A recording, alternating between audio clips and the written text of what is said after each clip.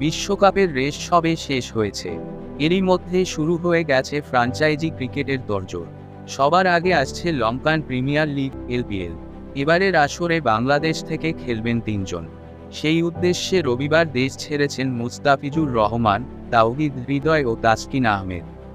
Super ৮ থেকে বাংলাদেশের বিদায়ের পর দেশে ফিরে কয়েকটি দিন পরিবারের সাথে কাটানোর সুযোগ পান এই ৩ জন। এবার তাদের ব্যস্ততা ক্লাব ক্রিকেটের। এলপিএলের পঞ্চম আসর চলবে ১ জুলাই থেকে ২১ জুলাই পর্যন্ত। এই আসরে একই দলে খেলবেন তাওহিদ ও মুস্তাফিজুর। দুজনেই খেলবেন ডাম্বুলা সিক্সার্সের হয়ে। আর প্রথমবারের মতো এই লিগে খেলতে যাওয়া তাসকিনের দল কলম্বো স্ট্রাইকার্স। দেশ ছাড়ার আগে বিমানবন্দরে সাংবাদিকদের সাথে আলাপচারিতায় দোয়া চেয়েছেন তাসকিন।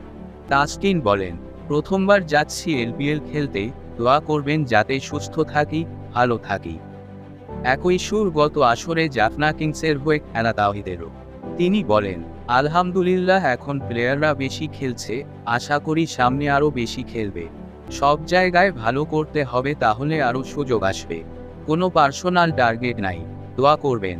৫ দলের অংশগ্রহণে এলপিএলের এবারের আসরে ম্যাচ হবে মোট ২৩টি, যার উদ্বোধনী ম্যাচে বাংলাদেশ সময় আজ রাত ৮টায় তাওহিদ ও মুস্তাফিজের ডাম্বুলা সিক্সার্সের মুখোমুখি হবে বি লাভ ক্যান্ডি।